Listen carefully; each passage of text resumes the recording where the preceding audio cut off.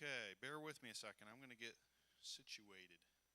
I feel like I'm all the way back here, and you're all the way back there.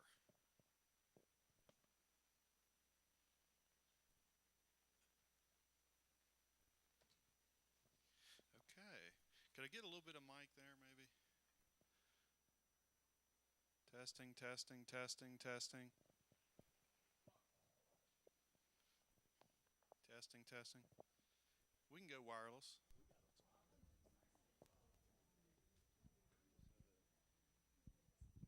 Okay, how about that? Ah, there we got a lot of mic. Good morning.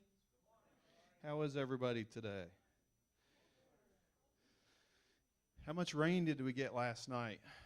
Anybody got the statistics? 9/10 of an inch over here. Inch and a half?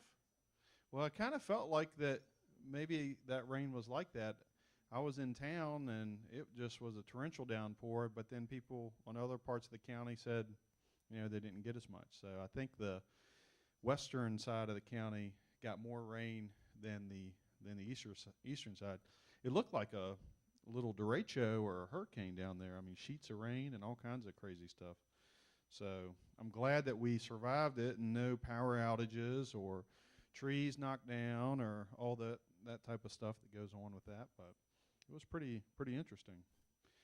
But we need the rain, right? Everybody says we need the rain. We need the rain. Okay. Well, good morning. We have a lot of things to cover. As has been in the past or the last couple months, it seems like my coffees get pushed out months, maybe more than a month, but this one's a little bit closer to the last one, so I'm going to try not to be duplicative, but some of you might not have even come to the last one, so maybe we'll cover some things that you didn't hear last time. But a lot of the same themes, some new. Back in May, you may or may not have heard this, but Sunnyside won the Best of Virginia award for this region. So congratulations. I will probably get it wrong, but is that the sixth time? Anybody know marketing? Is that the fifth or sixth time? Six. Yeah, we've got plaques on the way. We always get a plaque per time, but it's about the sixth time. And how that works is, the Best of Virginia award is sort of coordinated by the Virginia Living magazine. Does anybody ever see that magazine or maybe gets it? It's a very I love it because it just kind of talks about all different parts of the state and all the unique things about Virginia.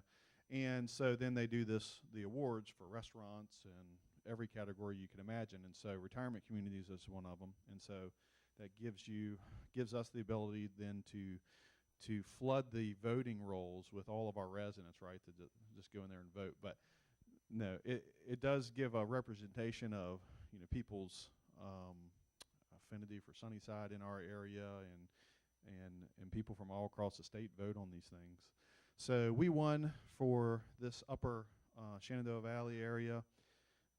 Our sister community, Kings Grant, won down in Martinsville, Virginia. So they won for that area.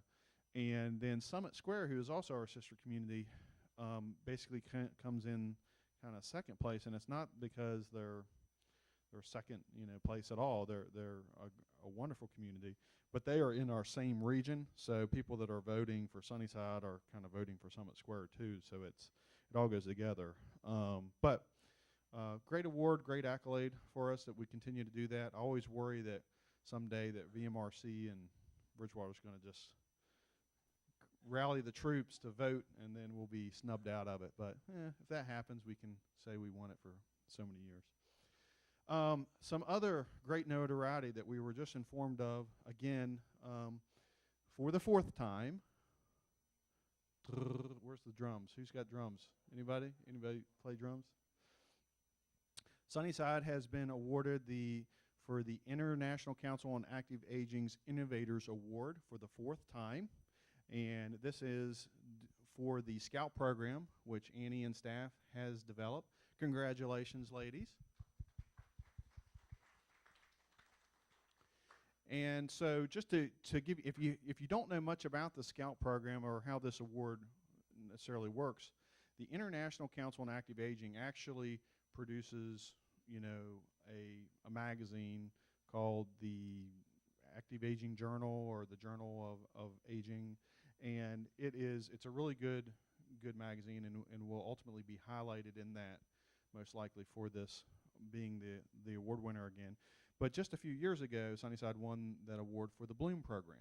And so the way the ICAA works is they are looking for innovative programming that is helping to support wellness, holistic wellness in aging services in a variety of, you know, different programs. So from this standpoint, they looked at the Scout program and kind of held it up to a criteria of how does this program, you know, fit for the criteria we're looking for this award, and they determined that we have a very innovative program, and working on resident participation is crucial to that. So all the residents on the campus, you know, you're instrumental in supporting these types of initiatives. So to tell you a little bit about the Scout program, and I just threw emblems up on the slide here, but if you haven't heard much about the Scout program, we have, you know, basically an initiative that is working on a holistic aspect for wellness.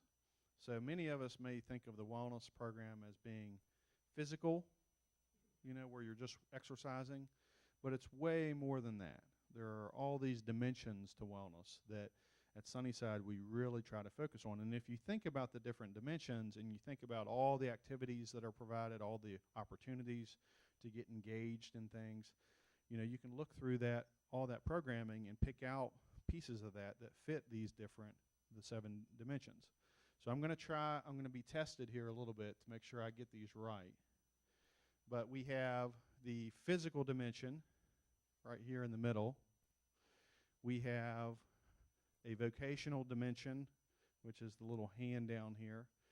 There is an emotional area, so things that would result in, you know, how do we provide programming that supports emotional wellness, and that might be educational series, it might be something with working with counseling and things like that.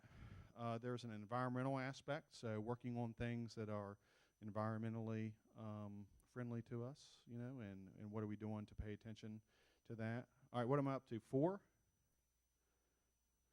Spiritual. We have a spiritual component down here on the right-hand side, and so with our chaplaincy program, if you are aware of that, the programming that goes on there, we every couple months there is some form of some programming that's occurring where maybe a speaker's coming in, maybe there's a group getting together that, for example, Tom and Will have put together for group discussions. So there's spiritual opportunity, not to mention the weekly chaplaincy, our devotionals and our Sunday service. Okay. All right, what am I up to? 5. I'm missing 2. Let me look here. Intellectual. So we have lots of intellectual stimulating series of things on the calendar that you can come to. You know, lecture series. There's things you can attend, that participate in. So there's that. And what am I missing, Annie? Social. And gosh almighty, how many social things do we do here, you know, with food, right? So that gives you the broad spectrum of it, and the program itself is just a unique way, the Scout, you know, the lingo of the Scout program, sort of going on your own wellness adventure at Sunnyside. You know, it allows you to sort of pick and choose or work on it holistically. And the idea is the more you're engaged in each of those areas in your life and you're focused in those areas, trying to balance them however you can, you know, in theory, the more well you will be.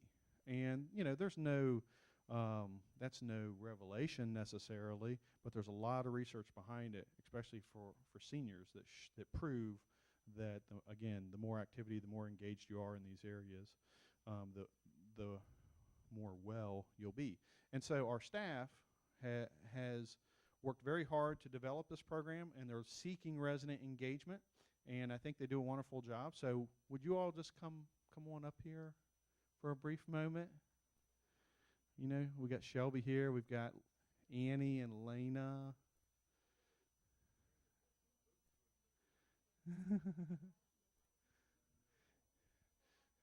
So all 5 of them, they're like, oh, yeah, oh, okay. We got many congratulations for the award. We really don't have a formal announcement because the ICAA hasn't really given us all the packages for press releases and everything, so that's all going to be forthcoming. And anything you'd like to say? Anything you'd like to add? Put you on the spot? I would just say that there's still time to participate in the Scout program. If you haven't joined, we've got loads of people that are doing it. We plan to continue the program at least through the end of January, at least through the end of December, so to have this program run at least a full year. And we've got lots of new badges in the works for fall and winter. So if you guys haven't signed up, we'd love for you to do so. Even if you're not formally participating, if you're taking part in any of the programming that's offered on this campus that helps you to personally pursue wellness in any one of these categories, you're certainly participating informally, and if that's how you'd like to participate, that's great too. And of course, our doors are always open, so if you have any recommendations for programming, we are always eager to hear that feedback. Thank you. Do you have to be pregnant to be in the... I hope not, because I'm running out of staff here.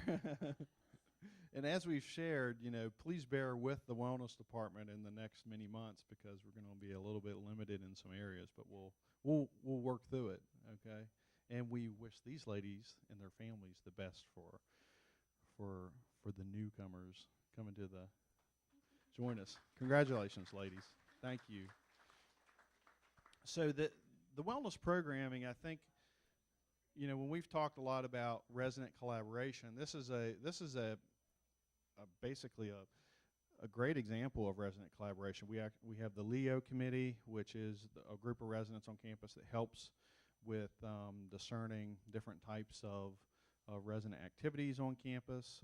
There are dedicated users of the physical facilities, the wellness center, that are always giving input for things they'd like to see and whatnot. And so I think that the wellness programming, we're sort of in this state of regeneration. We're at a place where maybe now we have a lot of opportunities to, re-engage how we want to do wellness programming on the campus. And the entire campus, I think we really view Sunnyside as almost an entire wellness community, where all the things that we do, all the things we're engaged in really revolves around each of those dimensions of wellness. And so a little bit of history about the program and how that's came about. In the late 90s, Sunnyside began a comprehensive effort to have a wellness program on campus, and that's where those facilities you have downstairs were developed.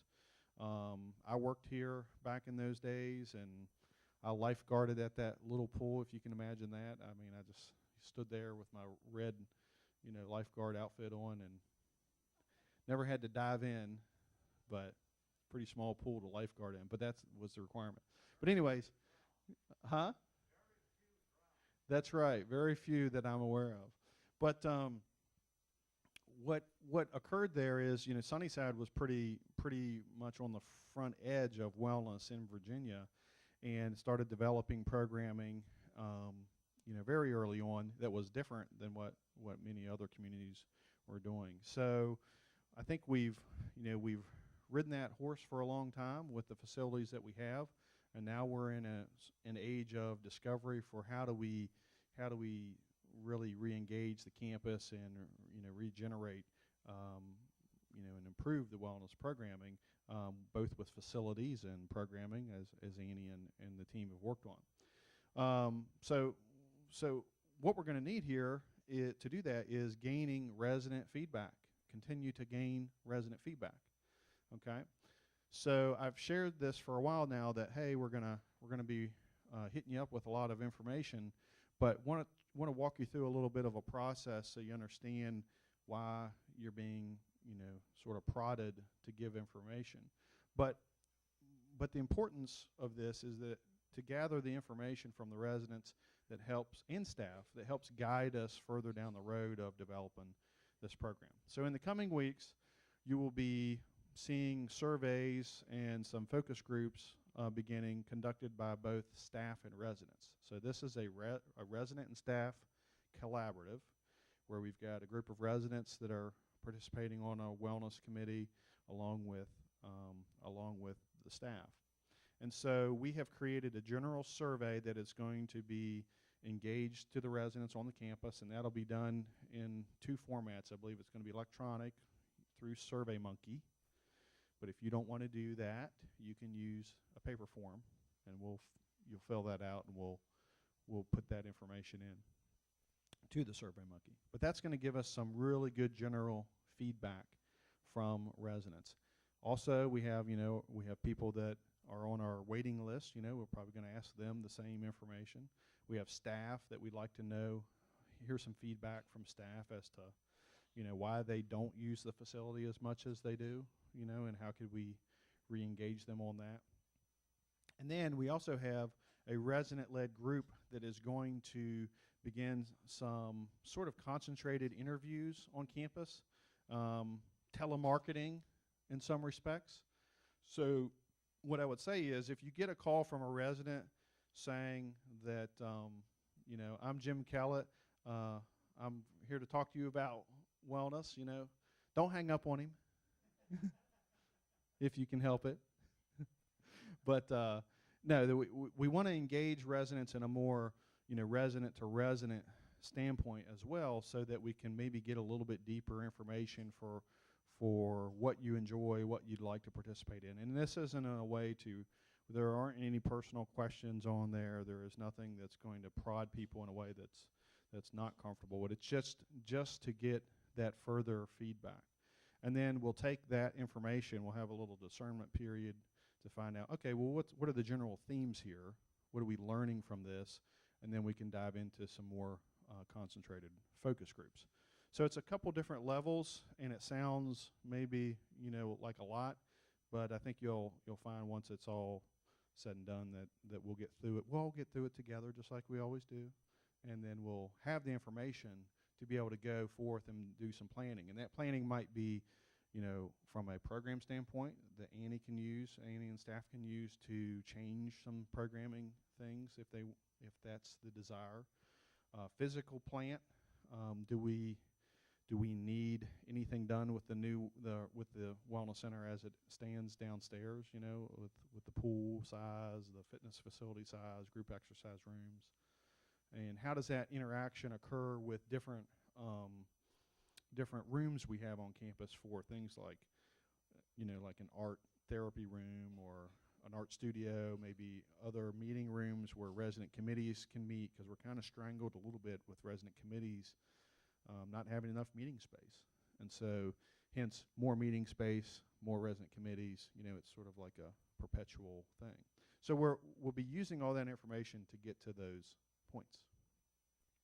So, before I get off that discussion, any thoughts, questions, comments on wellness? And does it sound exciting, at least? Okay. Good. All right. So look for things to come. There'll be all kinds of things advertised, and we'll be getting that information out to you. So to dive into some general stuff, we've got good occupancy on campus. People still seem to want to be here at Sunnyside, and that's good.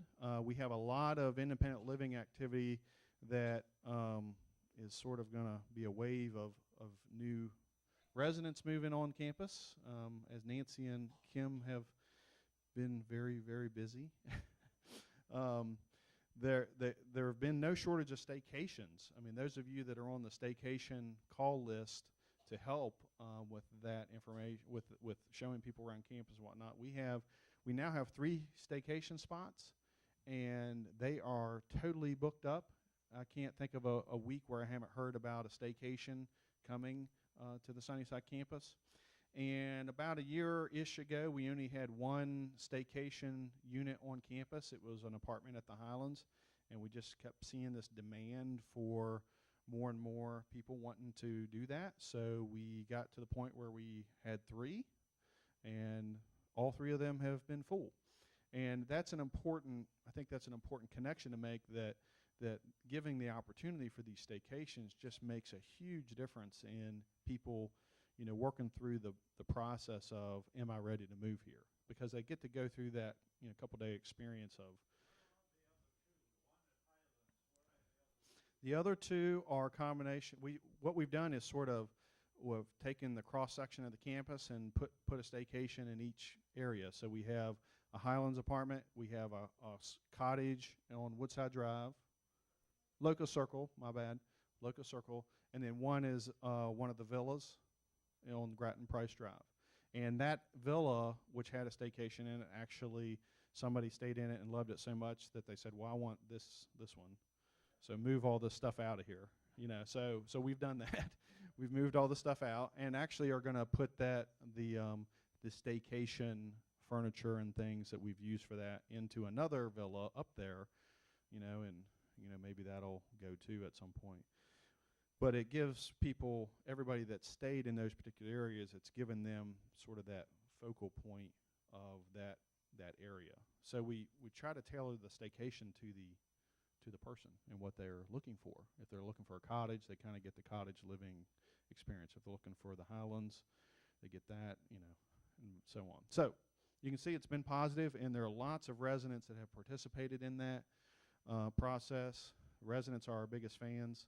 That led to 6 reservations in June. And, I talk about this pretty much every time, and maybe that drone makes you all go to, want to go to sleep on that. It's like, we're tired of hearing about this. But the importance is that every time we fill a campus unit on campus, that unit is not open, and it's not being basically subsidized by all the resident fees. So the more we can keep occupancy up, the more stability we keep in check for the rest of the campus. So that's, I just think it's a crucial thing for you all to know about, and I want to keep you informed. We had a fun event last week with what we call our campus planning committee, and this is a staff-generated initiative. So what we've done is we had about close to 30 staff members from all across the campus, different departments, different representatives, department heads, managers, a variety of different folks attended this meeting. And as they have done before, we actually had a meeting in the fall that they participated in. And it's starting down this path of really starting to dissect some things on campus with regards to important initiatives and how can we address changing things if we need to change them and whatnot. And so we had a great meeting, and the point of the meeting was to really get down to another layer of what are the big ticket items on campus that are important to the staff, or do you see as important to the overall campus, and how do we break down into those areas. And through that process of discernment, we came up with 3 areas as a group. Technology is a huge area for the campus. Wellness was a pretty huge area for the campus. Interesting that I just talked about that. Now I'm talking about it again. And campus dining for both residents and staff. So while we've got some things happening with campus dining at the Highlands and various things, our staff still really don't have a place that they can, they can go up to the Highlands and get a burger or something, but they just don't have a place that is sort of geared towards them and ways that could be a healthy choice option for staff while they're working versus having to run in town or bring their lunch or whatnot. So what we've done there is once we got to those topics, we broke down into 3 different groups. So we have a group of folks working on wellness, we have a group of folks working on technology, we have a group of folks working on campus dining. And the goal of that, will be to add some other members to those groups so that we can get a lot of feedback from staff. And in the long run, we want to add residents to those groups if we're talking about things that affect residents and families and things like that. and start to break down these topics into, you know, functional initiatives, functional ideas that we can generate to say, well, okay, if we have Wi-Fi all across the campus right now, but is it really functional and usable? It's kind of not. So how do we make decisions to make it, you know, usable for residents, their families, staff, but secure, which is a big issue. Make sure it's secure. So we're the good of that is that, you know, the more input we have, the more ability, more hands sort of in the pot to help, the more ability we can start to chip away at some of these big ticket items. And so resident input is going to be a piece of each of these. We don't want to get up too early on and there not be a lot to share with residents, but when we get to a point of going through a list of technology items that are resident associated, we're going to, you know, we'll have the resident technology committee get involved. We'll have other, you know, surveys done for technology. So this just sort of gets back to my theme of resident collaboration, staff collaboration, you know, breaking down these topics into manageable initiatives. So that occurred last week, and it was a fun event. I wanted to jump into master planning just because, you know, preliminary planning is underway. Just talking, you know, like, well, you know, what if we, you know, if we need a wellness facility, what would that look like? Where would that go on campus? But I get a lot of questions about Paul's house on the front of the campus. So the old house out there that was the original superintendent's house for the campus. So I get a lot of questions about that, and I thought I would just throw a slide here as to how that relates in the grand scheme of things. And so, as you can imagine, master planning for a campus, you know, like this, which is now 160 acres, you know, it's a pretty complex, you know, a lot of moving parts discussion. And sometimes things, you know, are in the way of another thing that leads to another thing, and you have to sort of, you know, work on these things, you know, not only with the big picture in mind, but also how do you fit, you know, a building block into the right space. And sometimes that's a triangle building block into a round hole, right? And we got to massage that so it's round. So, you know, one of the discussions with Paul's house that comes up is what are you going to do? You're going to tear it down? Are you going to leave it there? Is a resident going to move in and whatnot? And my short answer is I don't know. You know, I don't know today if it's going to be torn down, but I do have, you know, feelings about it, and I think that, you know, as the campus evolves, we'll have the campus will kind of have a feeling about it too, that it's sort of right there on the front of the campus. It's not the prettiest entrance, you know, with it there, and if we have, you know, a goal of making that, you know, a very inviting, open, you know, friendly campus. We want it to be open, and, you know, you can see all the trees and the pond and everything. But one of the things that's definitely going to be a topic of discussion is that the upper driveway right out here off of the Island Center, you know, that's right below that hill crest. And the traffic on this road out here is just getting to be horrendous. And, you know, people come up over that hill so quick.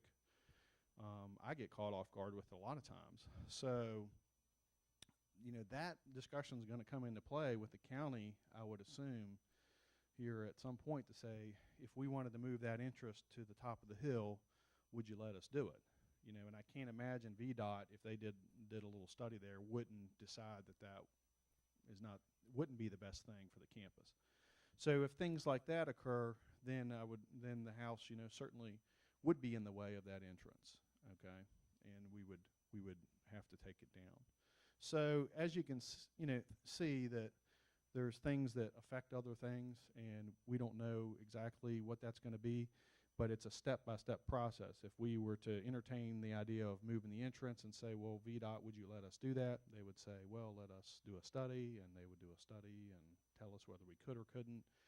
And if we could, that might lead to then saying, well, we're committed to moving the entrance, and then that leads to house coming down.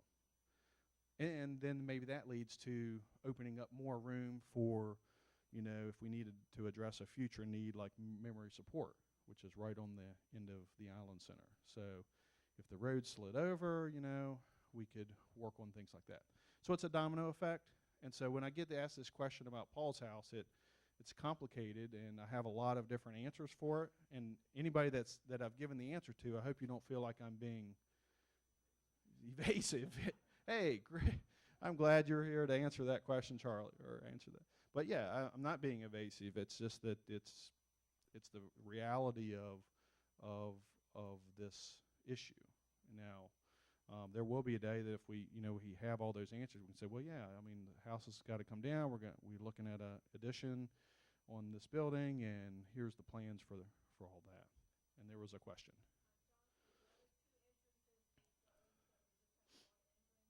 No, no. So right now that, I would not hope to close the other two entrances because we have a lot of traffic that does come in and out. And I'm not sure that VDOT would let us do that. They may say, no, you kind of got to break your traffic flow down out there. If we moved it to the top of the hill, then it would probably just be sliding that up to the top of the hill, and we'd look at whether, if we needed to keep the old guardhouse out there for the looks and of the entrance or not, and things like that. So it all leads to a lot of different topics.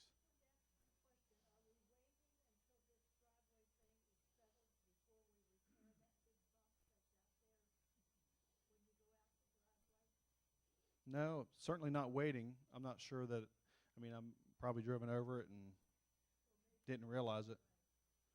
No. Apparently there's a big bump at that driveway out there. Is there a pothole? Okay. No, we're not waiting for that. If that's a repair that needs to be made, we can check that out. Yeah. Okay.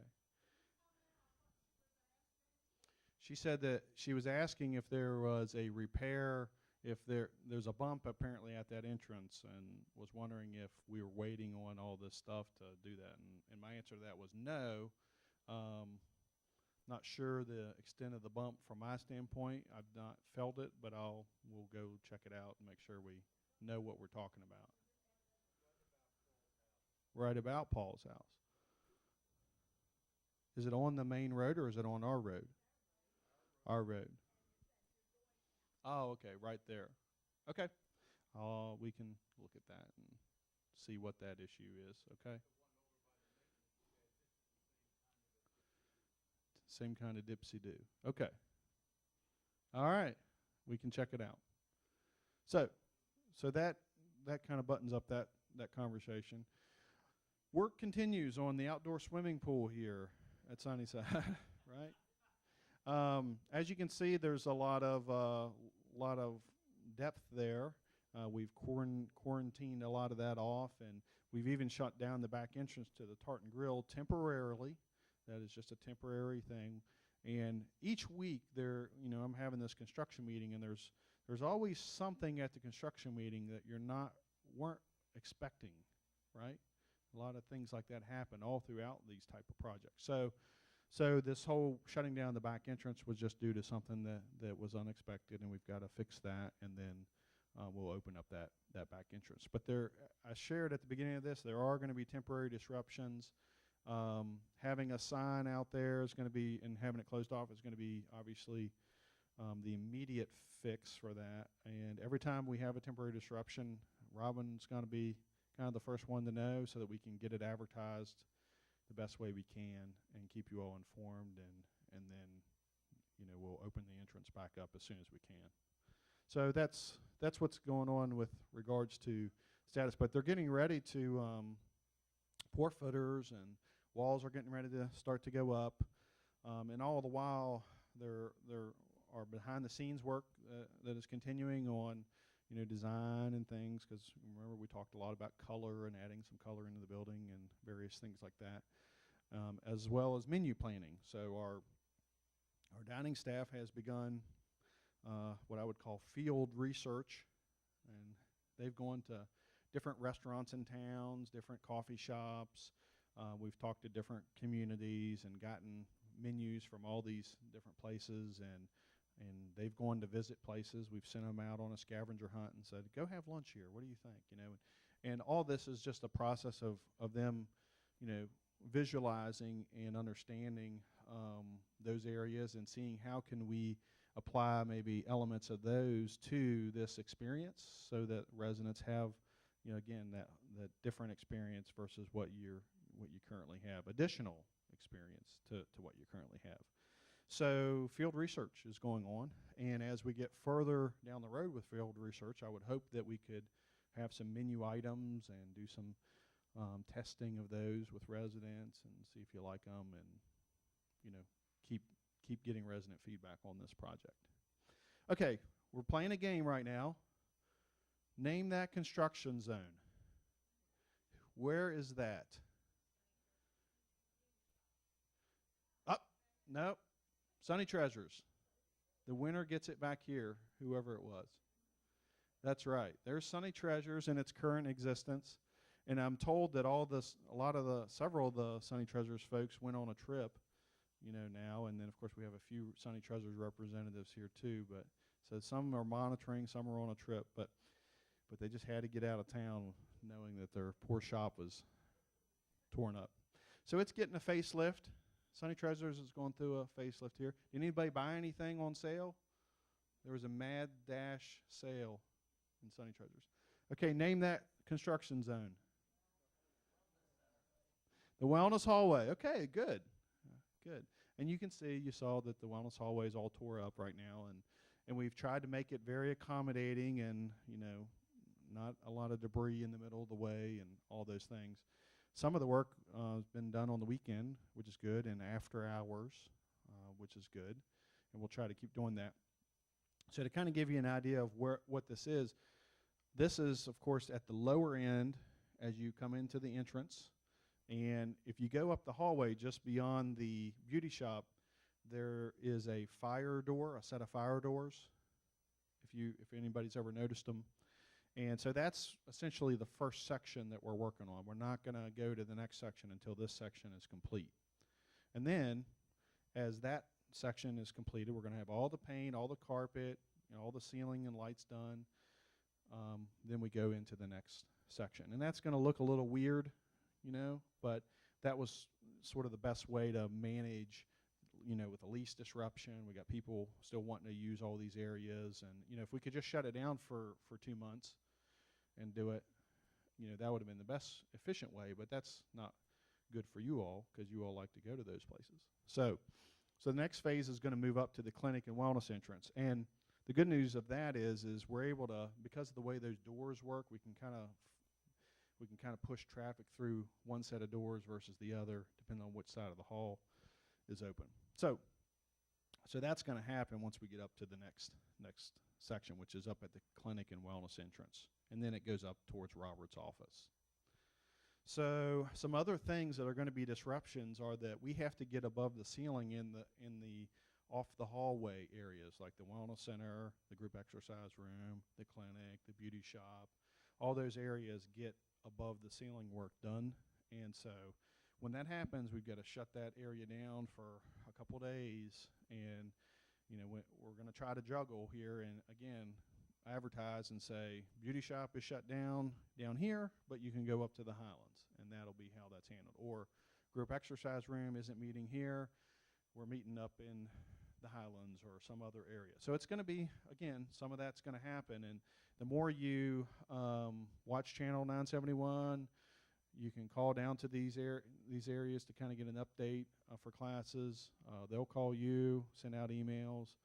We have the app, community app, right? So the more you look at those things, the more you can get an update on when these areas are going to be disrupted. But please bear with us. It's going to look great when it's all said and done. Okay, Highlands. I don't have any pictures for Name That Zone, but we will. Oh, will we? And so we have begun working on a budget from a design standpoint. We've talked a lot about folks being up there to visit and scouring the building. And I know every time those ladies show up, there's a whole group of folks that say, you know, what are you here for? What are you doing today? You know, and they get questioned, but it's a lot of fun to discuss that. So in early August, we want to get focus groups going in the Highlands and being able to talk about individual areas, different floors, you know, different common areas and things like that, asking for input. And I'm going to defer to Robin just as a point of contact for if you're interested in serving on a little focus group for your particular area. Please let her know, and we'll start coordinating that and setting up meetings. And that will also be campus-wide for residents. We'll kind of spread that across the campus for folks that, are participating up at the Highlands for various things. Group meetings, for example. There are a lot of resident committees that meet at the Highlands, so we'd like to hear from them. So we have that going on. And I wish we had a song to put to this. We're all in this together. Please bear that in mind. This is going to be a fun project when it's all said and done. So, a couple upcoming events. A lot of folks going to the Kennedy Center. Who signed up for the Kennedy Center? Nobody signed up yet? Some few? Okay. Got a trip going up there for the King and I. The solar eclipse. This is like only time in the next 20 years or something. I don't know how that goes with solar eclipse. I might have to learn more about it. But that'll be pretty interesting because it's going to be like a total eclipse, I think. So we got a couple things with that, so you don't miss it.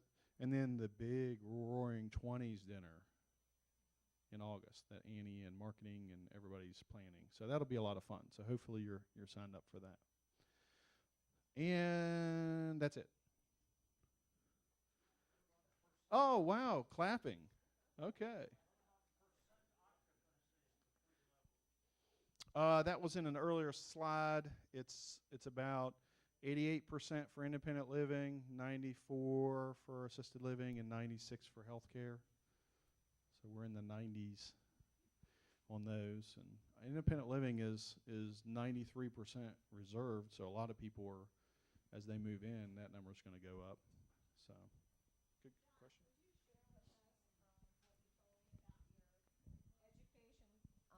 Progression. Whoops. Oh, okay. Education progression. My personal journey. You want me to share my personal journey? Okay. Well, thank you. So I started a graduate degree program last September, and it is in the Masters of Aging Services field, and that is a specific program that just is for the aging services field, as you can tell. It is through the University of Maryland in Baltimore County, so anybody from that area that knows what that school is like. It's a smaller honors college outside of Baltimore that's supported by the University of Maryland, and so they're kind of one of the only ones in the country that have this concentration. And as I was looking around at master's programs and how do I want to fit this into my life, that kind of rose to the top of being able to do that. And I really wanted that concentration of that program because I'm not going anywhere in aging. I'm staying in the senior living field and aging services. This is what I feel like I was meant to do. And I think working on that type of program in a more concentrated way for me was a much better fit versus doing something that was where I would maybe do a master's program and have to kind of relate one thing to the field or another. So that's what I'm doing. Probably going to be another year in that. And if I look like I'm frazzled and haven't had any sleep and Josh just went in himself today, I don't know. Maybe that's the reason why. Or maybe it's because I have 2 kids and I'm at the softball field every weekend. So, thank you for asking. Not quite straight A's. We're kind of straight A's. But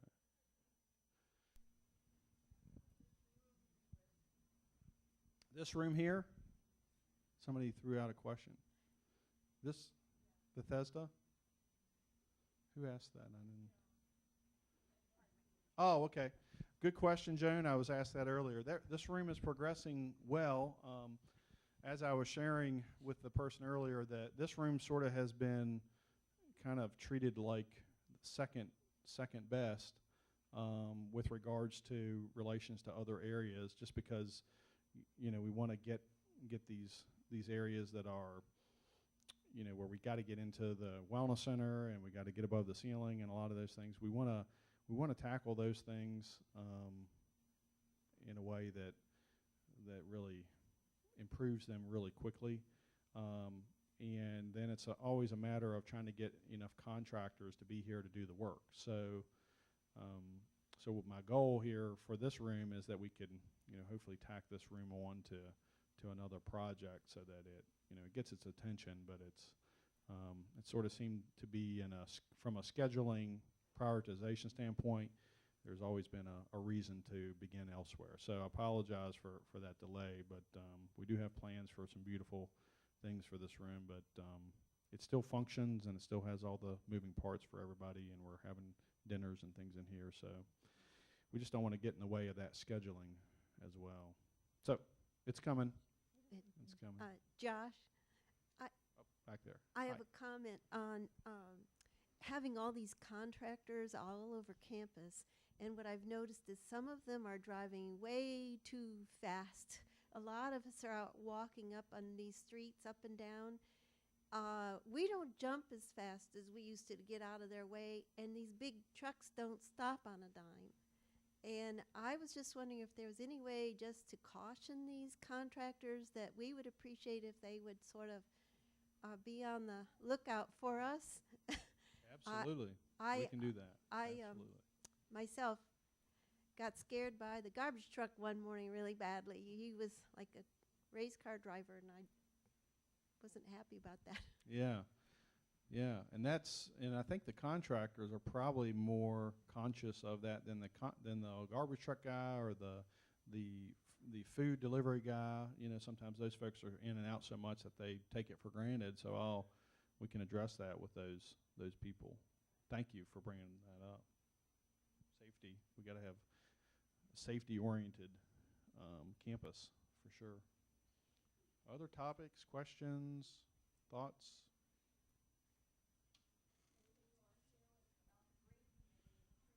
Oh, that's a great resident collaborative. Thanks. We had a recent meeting with the Green Committee, and the Green Committee is working on a really interesting project with the sign initiative on the campus for sort of revisiting that. Jim Hollingsworth was one of the residents participated in that years ago, where they made all the names for each distinctive tree. So in seeing that, the residents and staff got together and said, well, why don't we redo those and maybe expand upon them and pick out these signature trees on campus, these native trees, and we actually were told the other day by the Rockingham County Extension agent that we have some centenarian trees on campus, and so maybe we would try to have a sign that says 100-year-old tree. So it's a great initiative. We've come up with about 85 trees from what I'm told, and they're all going to have signs. And beyond that, then another step is to have some signage or plaques for unique plants. So plants that are maybe native to the area or unique. And so it's sort of a campus arboretum concept is what we've tossed around. That can lead to, think about all the possibilities that could lead to. You could have school trips coming in here to see all these different trees. There could be sort of a scavenger hunt type of thing that is wellness oriented, where if you go visit all these trees and you write the names for what the trees are in, then you've walked a mile or 2 miles or something. So I think that one thing again can lead to the other with some interesting programming. It just turns out it just makes the campus so much prettier. As I've driven around and started to see the new signs, it surprised me, with, oh, okay, that's what an oriental cherry looks like. There's an oriental cherry tree on the back side of this campus here as you come up around the corner. Never knew that was what that was, but now I know. So I think that through the whole process, we'll be able to have a really great experience for residents and visitors and families. And it doesn't, tree management also was discussed, and those are things that are important to the campus overall development of tree management. And we got to make sure we keep, keep it on the front end that every tree, is not untouchable. If there's a risk of a tree falling over on somebody's house, just like you would do in your house wherever you were living before coming here, you might cut that tree down because you don't want to destroy your house or injure somebody. We also have trees that die, and we can't just leave dead trees, there. So we want to have a kind of an overall tree management plan where we keep the beautiful trees. We'll highlight those trees. We'll do our best to keep any trees that are really majestic trees. And then if there are some that need to come down from time to time, we're going to have to do that. And maybe we can plant a tree in their memory. There's different ways to handle those things. But all in all, it's going to be a wonderful project, and it's going to take some time. They've been working hard on that. Thank you. You offer us movies on a lounge room in the third floor. I can't remember the name of AL, but they're always very dark. No contrast, nothing like what the television is ideal, but dark and can't quite the sound up high enough. Can Okay. I imagine the right person could fix that in our time, but Okay, we can see what we can do about that, Joan. Thank you. Janet, you had something maybe? About the Highlands people, there's a lot of people that cannot come over here to this building for exercise. And they need it. They need the exercise, but they need to be supervised, walking up and down, holding on to the wall, whatever, because people can't do it. I mean, they cannot get on the shuttle to come over here. They can't. So they really need to have some program for the Highlands that can participate in. Okay. You talk about this wellness and all this stuff. The people can't, they just can't do it. Okay. They've taken Give this lady a call. Give this lady a call. They've 'cause taken away the- some of the activities that had been done, like, uh-huh, cutting your toenails and doing all this stuff. right. People can't do it. I mean, Well- we're just old and Oh, can't, move, no. can't move around quite as fast. Well, Janet, we have the focus groups coming up, the surveys, and please put all that information down and.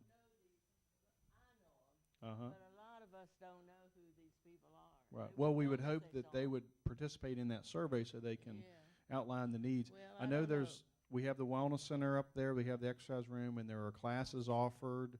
So if it's a resident engagement standpoint, that's a question for Highlands residents who, How to get 'em what do they involved. want to do? What would engage them? And the survey that's getting ready to come out and the calls and things that will be made, we can Be sure that- focus on a that's covered. Highlands portion of that. be sure it's covered. Yeah, okay, we will. Sir? The status of the weekend shuttle service. Status of weekend shovel service, okay. The status is that it's at the same place that it has been. At this time, we don't have enough demand to show that's we've never had that weekend shuttle service. We've just got to dive more into the demand needs there, Jack, and maybe it's creating a specific volunteer-oriented service where if there's somebody that needs to come down on the weekends or wants to come down, they can sign up ahead of time, and there's a volunteer list created that can just shuttle some folks down.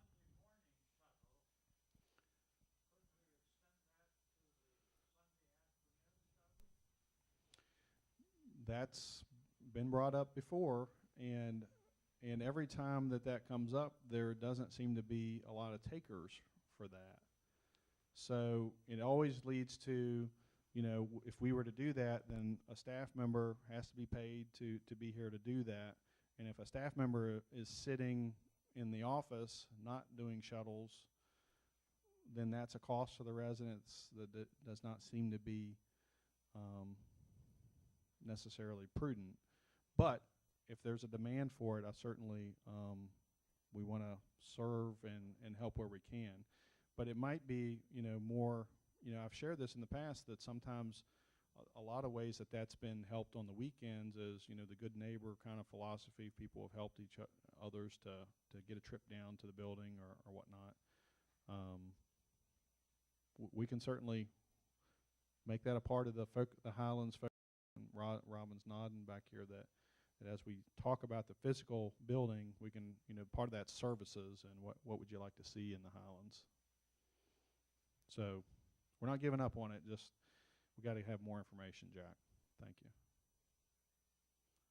Okay. Well, I'll be around. We've got coffee. Let's enjoy some fellowship. Thank you for coming. Have a great day.